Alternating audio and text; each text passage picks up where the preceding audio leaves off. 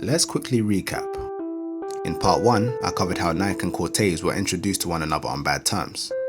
Nike's legal team had Clint's CRTZ Rules the World logo invalidated and removed from the trademark register, claiming it infringed on the trademark of their popular CRTZ sneaker line. Like a G, Clint decided to keep using the invalid trademark, taking CRTZ to new heights with one gripping event after the next. If you haven't seen part 1, it's definitely worth a watch. The link's in the description. In this video, we cover a few things such as the impact of Nike having Clint's trademark invalidated and why Nike chose to embrace Clint rather than beef him. But first, let's look into how Clint managed to sue No Sauce Bry for reselling CRTZ clothing despite losing his trademark. If you're one of my subscribers, welcome back.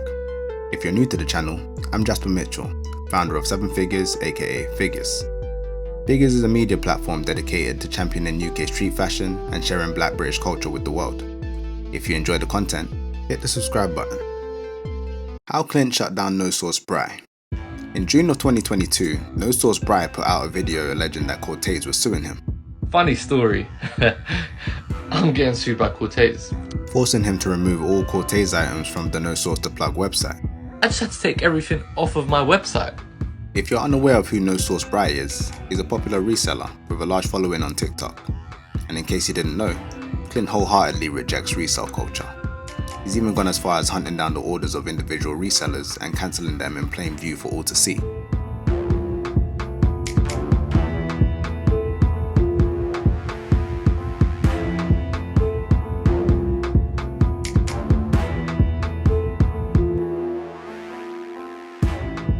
Hilarious. Even more hilarious when you think of how resellers are gonna abuse the Nike CRTZ collab. Clint gave away 50 pairs pre-release at the CRTZ Air Max 95 Crossbar Challenge. I immediately found 10 pairs online. That's already 20% right there. Anyway, Clint suing No Sauce to Plug for reselling CRTZ items came to mind because I was wondering, how did Clint sue No Sauce if he doesn't own the CRTZ Rules the World trademark? So I looked into it. Clint's trademarks. CRTZ officially launched in March 2018, and 5 months later, Clint applied to trademark this logo. But the trademark was never added to the register, and the application was withdrawn. I imagine this was the first sign of issues with the name. Later that year, Clint applied to trademark the iconic CRTZ Rules the World logo. The trademark was much more distinctive from Nike's CRTZ trademark, and was approved and added to the register in March 2019. But Nike contested it in March 2020. And the Intellectual Property Office invalidated it in March 2021. There must be something about March. The CRTZ Air Max 95 release is set for March 2023. Let me quickly mention there were actually 2 more attempts to trademark logos that explicitly said CRTZ. This one, and this one, again. Except it was filed under Class 41 this time. All of the previous applications were filed under Class 25, which covers trademarks for clothing, whereas Class 41 covers artistic direction of performing artists. As you probably guessed, it didn't bang. Turns out though, it wasn't even Clint that filed for those last 2. A company called Rounders Papers made the applications. I personally reached out for comment, but they didn't respond. Which is cool, cause they're not really relevant at this point, to be fair. They didn't get the trademark. From the outside looking in though, it looks like either somebody at that company saw a potential opportunity to snatch up an extremely valuable piece of the culture, or the company has unseen ties to Clint and were maneuvering on his behalf. But if that was the case, Clint would really have to trust them to transfer the ownership to him once the application was successful, or trust them to let him peacefully make millions off the logo without them eventually claiming trademark infringement or seeking licensing money. These scenarios seem unlikely to me. It's far more likely they just tried to ting, but I can't say for certain, so we move. Here's how Clint forced No Sauce Bry to remove all the CRTZ listings from the No Sauce to Plug website. While Nike blocked Clint from owning trademarks that explicitly said CRTZ, Clint did manage to successfully register many others.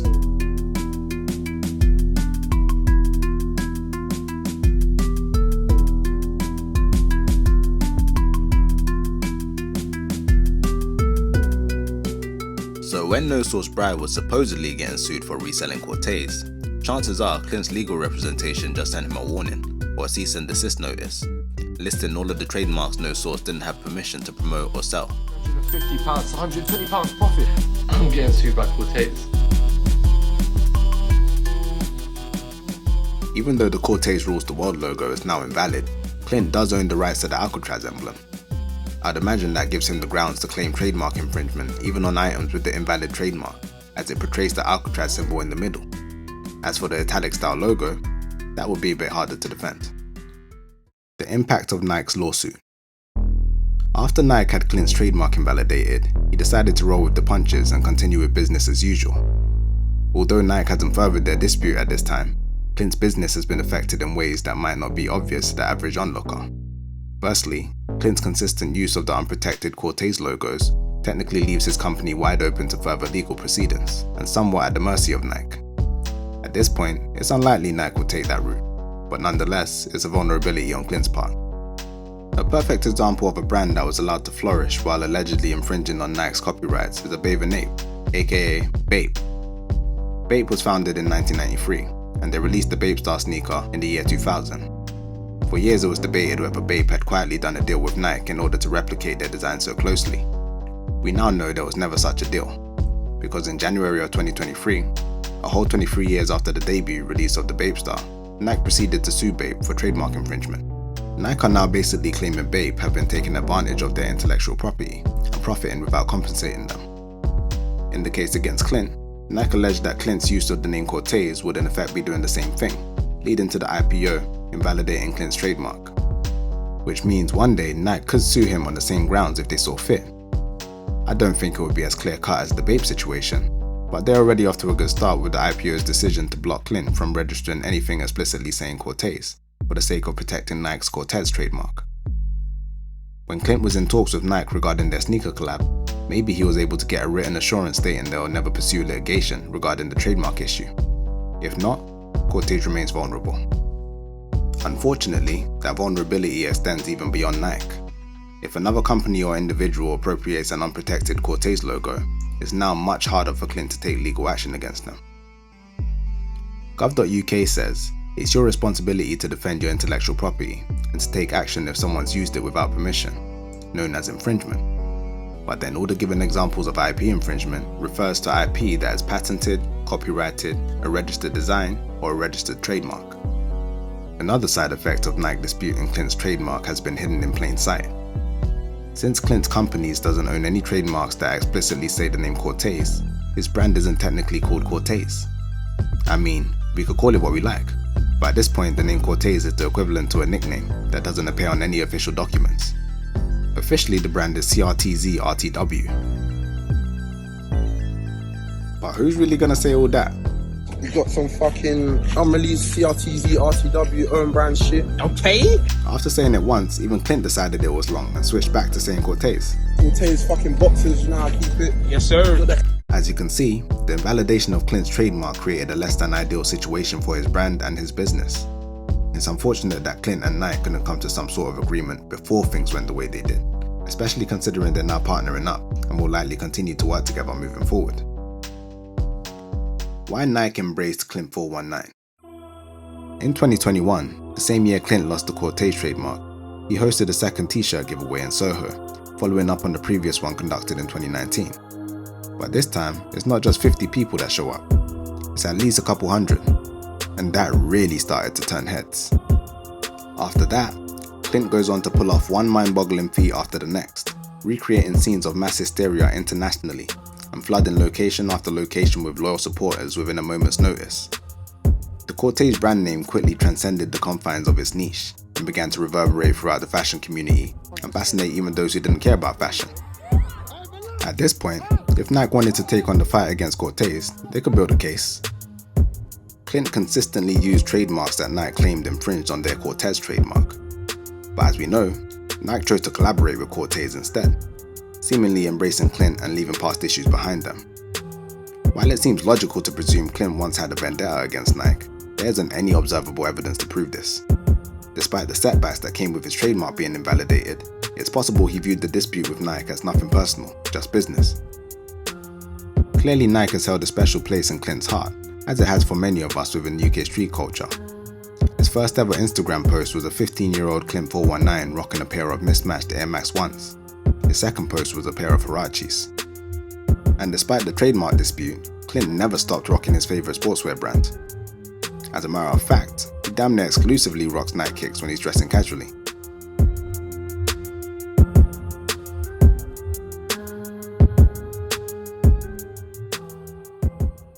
When a brand has so much sentimental value to you, of course you're going to be overjoyed when they recognize what you bring to the table and want to team up with you.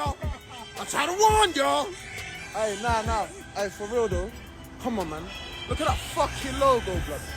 Yeah? What you say, my guy? What's good, man? I don't even know my brother. He's just happy for me, blood. He happy for me right now, blood. You fucking dumb. Yeah, man. Shout out all them people, man, that was just talking shit all along. I don't want you chiming in on this one, man. This one's for the supporters, man. That's what that's for. This one's for the supporters. Whatever the case, it's still worth considering whether the Nike-Cortez collab might have been more of a strategic move than a naturally occurring partnership like Clint's past collaborations. Nike stand to gain hella cool points being positively associated with Cortez. Moves like this keep them culturally relevant. But let's imagine if Clint turned down the partnership. Nike would have nothing to gain from him at that point, and much to lose as Cortez continues to grow and move in on a significant part of their target market. Nike's fat pockets can't pay for what Clint has accomplished organically. The result wouldn't be organic anymore. But those fat pockets can fund a campaign designed to slow Clint down and potentially stop him completely. Maybe the fight will come in the form of, I don't know, a lawsuit for trademark infringement. Win or lose, it would sap money and time from Cortez, impeding the brand's progression. Not to mention, Nike has been around since 1964 and is literally the most valuable clothing brand in the world, followed by Louis Vuitton, Hermes, and Gucci. Probably not the company you want to be on the wrong side of if you plan on being in the world of fashion. Some might say Clint needed to be on good terms with Nike. On the flip side, it could just as easily be said that Nike needed to be on good terms with Clint. Remember when Reese Wabara mocked Clint for having a bunch of 13-year-old supporters? If you haven't checked out my Cortez vs Manuel Devoir video, go check it out. Young supporters is not actually a bad thing.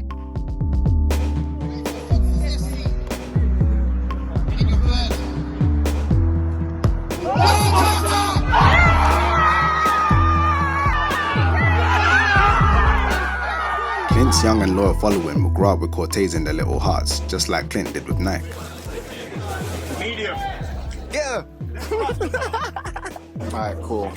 Fam, so from what I figured, yeah, I feel like this is like catered for the young G's.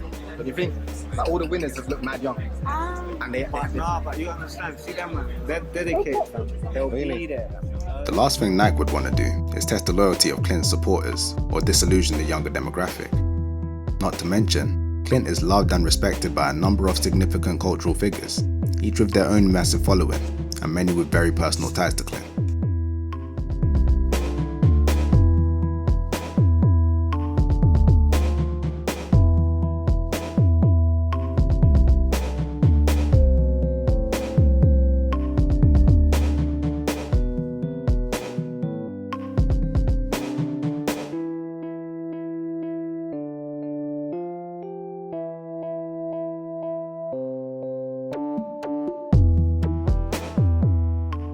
Some might think a mega corporation like Nike wouldn't care about these things and stand on business.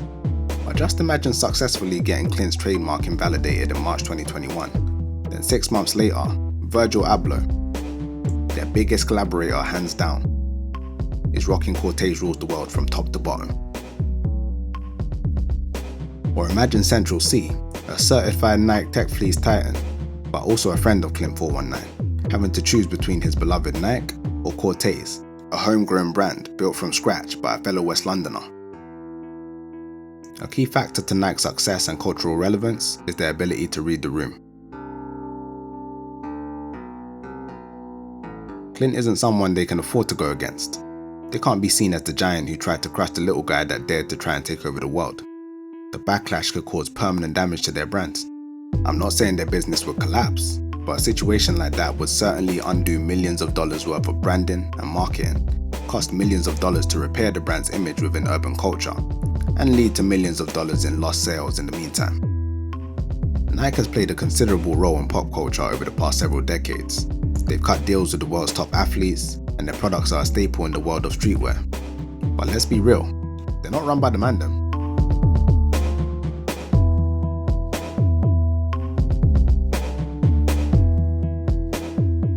Nike largely rely on being associated with popular people and cool brands in order to maintain relevance and dominance. Clint is that popular person. Cortez is that cool brand. My final thoughts. As I said earlier, everything indicates that Clint was happy to do the collaboration with Nike, despite Nike previously having his trademark removed from the intellectual property register. I'm a firm believer that business deals are the concern of the parties involved, and all is fair once hands shake. But on the other hand, I'm often curious about the dynamics of business dealings that impact the direction of the cultures that hold dear to me. We all should be. We pay them. I'll be real, the initial announcement of this Nike Cortez collab didn't excite me in the slightest. I was way more impressed seeing mobs of young people running through Soho for a free tea, or flooding West London in hopes of grabbing a pair of Cortez cargos for 99p. All triggered within a moment's notice by an ambitious hustler organically using social media and executing each pop-up with his brethren. The Nike collab is a further boost for what has already been a meteoric rise for Cortez, and will likely be the first of many collaborations to come. I rock with Cortez. I got the Alcatraz on my body every day of the week, even if it's just my boxers or socks. So seeing this collaboration roll out has been exciting for me, just like it has been for many other supporters. But a skeptic like me enjoys the view from a distance, genuinely happy once the mandem are happy, but wary of emotional manipulation, never forgetting that our beautiful and valuable culture is for sale across several industries. Not always, but commonly by people and entities that don't care about our advancement anywhere near as much as they care about their profit margins. So the old me without a daughter might have taken the Nike deal because I just love Nike so much, blah, blah, blah. But the new me with a daughter takes the Adidas deal because I have royalties and I have to provide for my family. It seems like they're making it cool to be drinking lean syrup. And are you so why sign an artist that would promote that? You're saying the it's opioid problem's a problem. opportunistic. Yeah, I got people to feed. I got a business to run. You're gonna make Dame Dash take this clip and call you a culture vulture. Whatever the case, I must say, watching Clint's vision play out in reality has been a hell of a show. It's been a series of episodes I would never have been able to come up with in my wildest dreams. Clint's decision making reminds me of a Tommy Shelby or Gustavo Fring. Ambitious and calculated. He's definitely playing chess, not checkers. At the time of making this video, Cortez is just about to turn 5 years old, which hopefully means the story has barely begun to unfold, and we have many more gripping episodes on the way. I don't want to spoil it for anyone, but if I was betting, I'd put money on Clint419 becoming our first UK streetwear billionaire. Money isn't the be all and end all, but numbers don't lie. Anyway, time will tell. If you've made it this far, you're the reason why I stay up all night researching and putting this content together. I appreciate you more than you know. Thank you very much. If you haven't already, you know what to do. I have more sick content on the way, and I'll be launching a podcast called Culture for Sale later in the year. I know you're gonna love it. Subscribe so you don't miss out. It's your boy Jasper Mitchell, filling in the blanks.